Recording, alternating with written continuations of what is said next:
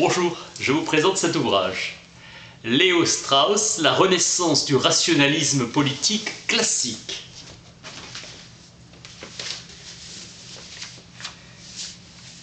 Préoccupation centrale de la pensée de l'auteur. Ressusciter Socrate. Libre, lucide, rationnel, amitié véritable et vraie générosité. Socrate le modèle. Le thème en est la vertu ou l'excellence humaine. Socrate cherche à exprimer l'idée de valeur. Son savoir était le savoir de son ignorance, imparfaite connaissance, mais pas insignifiante. La philosophie politique classique est née avec Socrate. Le bonheur se présente comme le but suprême de toute existence humaine. La vie philosophique peut constituer un danger d'une réaction fanatique à l'encontre des philosophes. Le philosophe socratique est honnête et ouvert et ne peut ignorer la majorité. L'épreuve de l'autorité religieuse apporte un nouveau degré de danger. La philosophie est censée culminer avec l'enseignement d'un système de l'éthique pour l'humanité. Selon l'historicisme le plus radical, l'existentialisme, il n'y a pas de vérité objective. Tout penseur, même le plus grand, est un enfant de son temps. La croyance au progrès est un résumé du rationalisme moderne. Le progrès est un postulat de la raison pratique. Le progrès était la conquête de la nature, nouvelle religion ou foi. Platon soutenait que seule est possible la quête de la sagesse, la philosophie. Le progrès intellectuel implique le progrès moral. Un être humain ne peut échapper à ses limites mortelles, il ne peut que s'en accommoder, Strauss. Le tout se dérobe toujours, Strauss, nous sommes tous des débutants. Un prêtre égyptien reprocha aux Grecs d'être des enfants perpétuellement. Vous l'êtes par l'âme, car elle ne renferme aucune opinion antique de tradition reculée. Aujourd'hui, le thème directeur de la science sociale serait la démocratie, et l'ami de la démocratie libérale n'est pas celui qui flatte. Tenir son engagement signifie le défendre contre ceux qui s'y opposent en actes et en paroles. Relativisme contre absolutisme. Le relativisme mène au chaos complet, conformément à la raison. Ces individus ou sociétés qui considèrent l'oppression et la soumission des autres conformes à leur système de valeurs. La crise du libéralisme est due au fait que le libéralisme a abandonné son assise absolue pour devenir relativiste. La raison est incapable de démontrer la supériorité du plaisir désintéressé sur le plaisir intéressé. Amasser égoïstement de l'argent est rationnel comme le plus grand bienfaiteur de l'humanité. La raison ne peut nous dire quelle fin préférer. Se comporter rationnellement est impossible. Étude rationnelle d'un comportement irrationnel. Nietzsche est le philosophe du relativisme. La croyance au progrès sont relatifs. L'optimisme d'Hegel dans l'achèvement du processus historique. Pour Nietzsche, la créativité est une forme particulière de la volonté de puissance universelle. Passage de la suprématie de l'histoire à celle de la nature, changement radical dans la pensée philosophique d'Heidegger, l'existentialisme. Il déclara à Cassirer que l'éthique est impossible. Le thème premier pour le néo-kantisme de Marbourg était l'analyse de la science. Husserl enseignait que la science est dérivée de notre connaissance première du monde des choses. Selon Heidegger, Husserl a commencé par le toi. Nietzsche disait la lecture de la prière du matin a été remplacée par la lecture du journal. Spécialisation du savoir sur moins de choses. Universalisme factice et conformisme rampant. L'existentialisme se réfère à une certaine expérience. L'angoisse comme l'expérience fondamentale à la lumière de laquelle Tout doit être compris. Nous savons de plus en plus de choses sur moins de choses. La science moderne n'a pas tenu sa promesse de nous révéler le caractère véritable de l'univers et la vérité sur l'homme. Les jugements de valeur sont interdits à l'homme de science et aux sociologues en particulier. La science est incapable de définir sa propre signification. Il y a donc un abîme à la racine de toute connaissance objective ou rationnelle, l'angoisse du néant. Être un homme signifie être dans le monde social. L'existentialisme restaure la notion kantienne de chose en soi inconnaissable.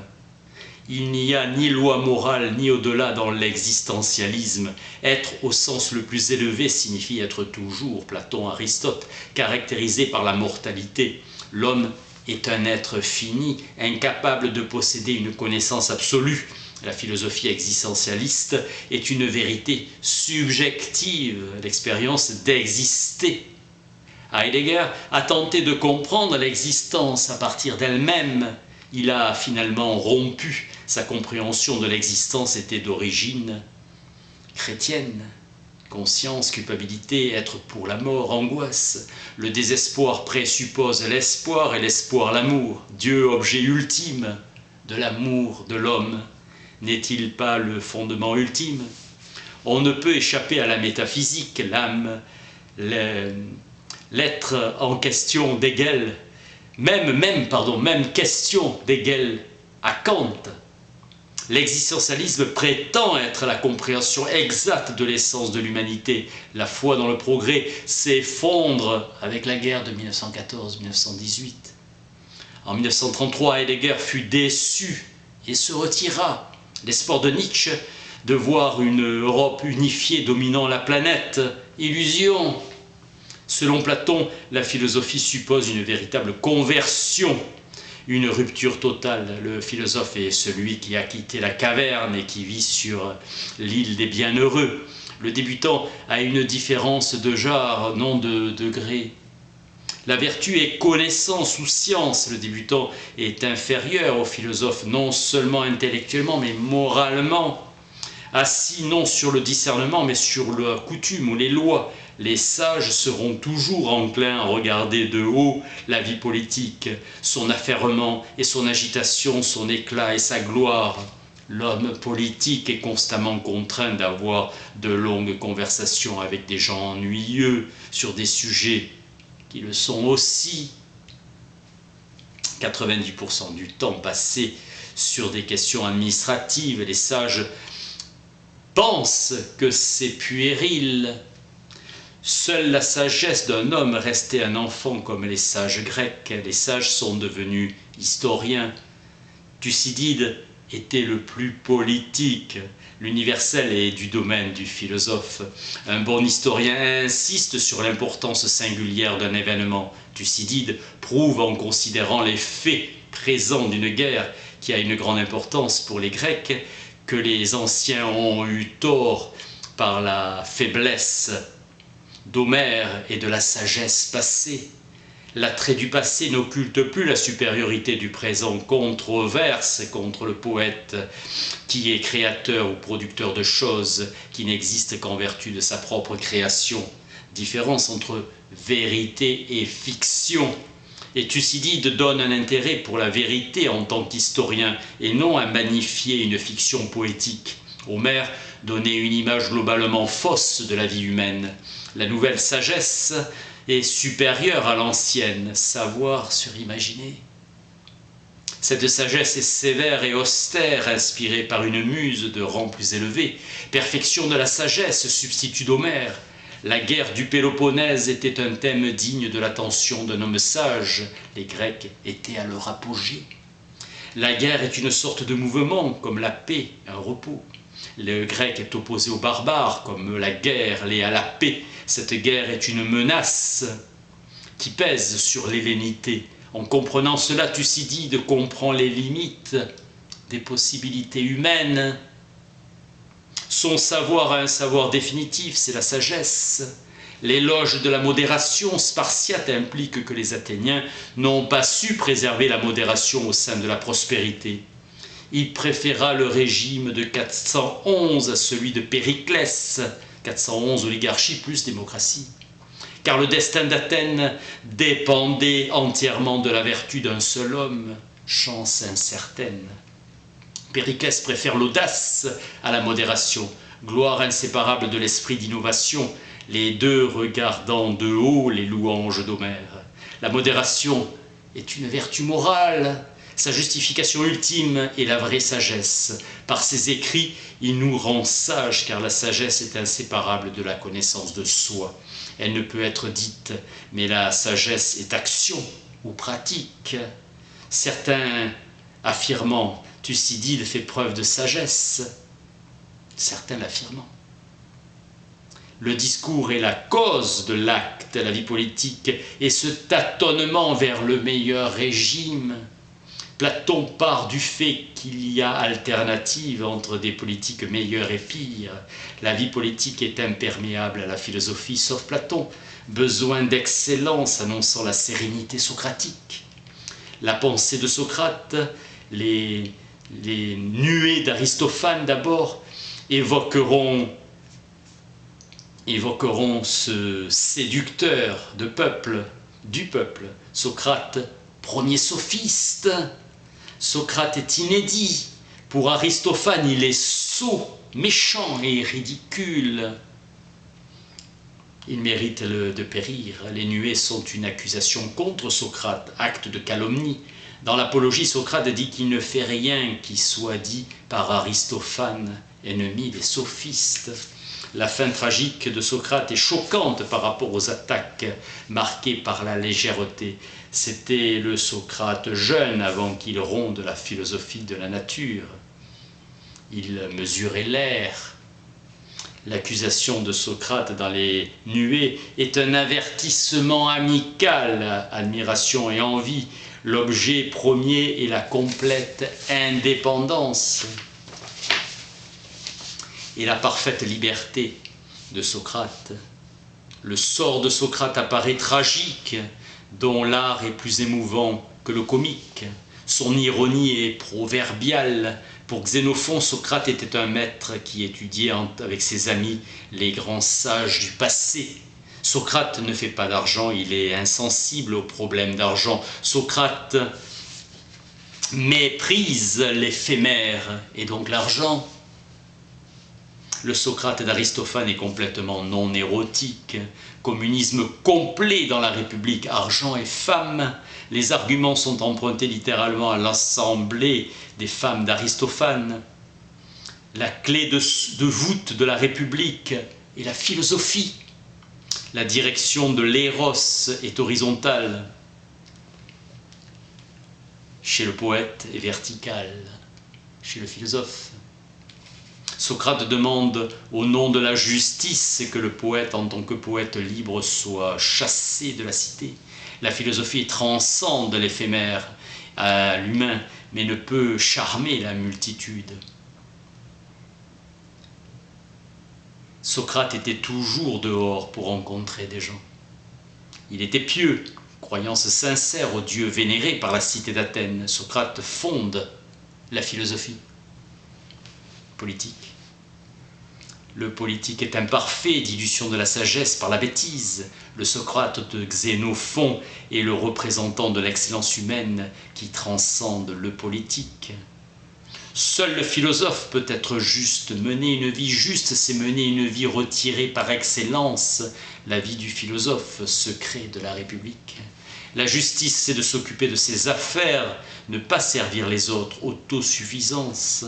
L'individu est capable d'une perfection dont la cité n'est pas capable. Ce qui transcende la politique, c'est la philosophie, la République et le communisme absolu. Effondrement contemporain du rationalisme, l'opposé de la philosophie est le sophisme. La philosophie n'est donc pas seulement un enseignement, mais un mode de vie. L'homme bon au sens de Platon est le philosophe. La poésie, par contre, ne présente pas le philosophe. Le penseur est la vie de la pensée. Le problème de l'homme ne peut être résolu que par la philosophie. Socrate est accusé d'impiété. L'accusateur se croit en possession de la vérité. Socrate était inspiré car il savait que c'était faux. Mélétos convoque Socrate devant le tribunal, conception orthodoxe. Socrate ne croit pas au Dieu de la cité. Il croit dans les idées, mais ce ne sont pas de nouveaux dieux démoniaques. Mélétos se trompe grossièrement. Son accusateur était un poète. Socrate a éveillé les consciences. Dans la Bible, la chose essentielle est une vie d'amour obéissant. Accord de la Bible et de la philosophie sur la moralité. La justice englobe toutes les vertus dans la mesure où les actions qui en découlent se rapportent aux autres hommes. La magnanimité englobe aussi toutes les vertus dans la mesure où elle élève l'homme lui-même. Socrate nie qu'un homme pouvait devenir totalement vertueux. Admiration de celui qui s'achemine avec constance vers la vertu. La culpabilité de l'homme est le thème clé de la tragédie. La tragédie est rejetée de la cité de Platon. Pour Aristote, le héros tragique est nécessairement un homme commun et non de rang élevé. Sa fonction est d'éveiller les passions de la peur et de la pitié pour mieux les purger, sentiment de culpabilité. Le connais-toi toi-même signifie sache que ce qu'il est être un homme, sache ce qu'il est, ce qu'il en est d'être un homme. Quelle est la place de l'homme dans l'univers? Examine tes opinions et tes préjugés. Le philosophe vit au-delà de la crainte, du tremblement et de l'espoir. Le commencement de la sagesse ne réside pas, comme dans la Bible, dans la peur de Dieu, mais dans l'étonnement. Sérénité particulière chez le philosophe. Abraham obéit à un commandement incompréhensible. En sacrifiant son fils, il obéit sans hésiter. Socrate reçoit d'Apollon le besoin d'examiner un propos incompréhensible. Pareil. Maïmonide explique que la philosophie enseigne l'éternité du monde et la Bible, la création à partir de rien. Seule la Bible enseigne l'omnipotence divine, radicalement incompatible avec la philosophie grecque. Socrate prône une sagesse humaine, une quête imparfaite, et ne comprend pas la révélation, possibilité sans évidence, sans preuve, Yehuda Halevi, dans le Kuzari au Moyen-Âge. La philosophie est le mode de vie juste, son bonheur est dans l'acquisition du plus haut degré de lucidité. Pour un grec, un dieu tout de sagesse ne punirait pas de la damnation éternelle des chercheurs de vérité. La philosophie est la quête de la connaissance concernant le tout. Actuelle désintégration de la philosophie. Le prototype est Socrate qui savait qu'il ne savait rien. Le tout n'est pas intelligible. Spinoza est le plus extrémiste des critiques modernes de la révélation. Pour lui, la substance est ce qui est en soi et est conçu par soi. Plus de miracles possibles. Nul ne peut être à la fois philosophe et théologien, mais peut être ouvert à l'autre. Conclusion, la philosophie est à elle seule non seulement nécessaire, mais suffisante pour obtenir le bonheur. Léo Strauss, la renaissance du rationalisme politique classique. Merci.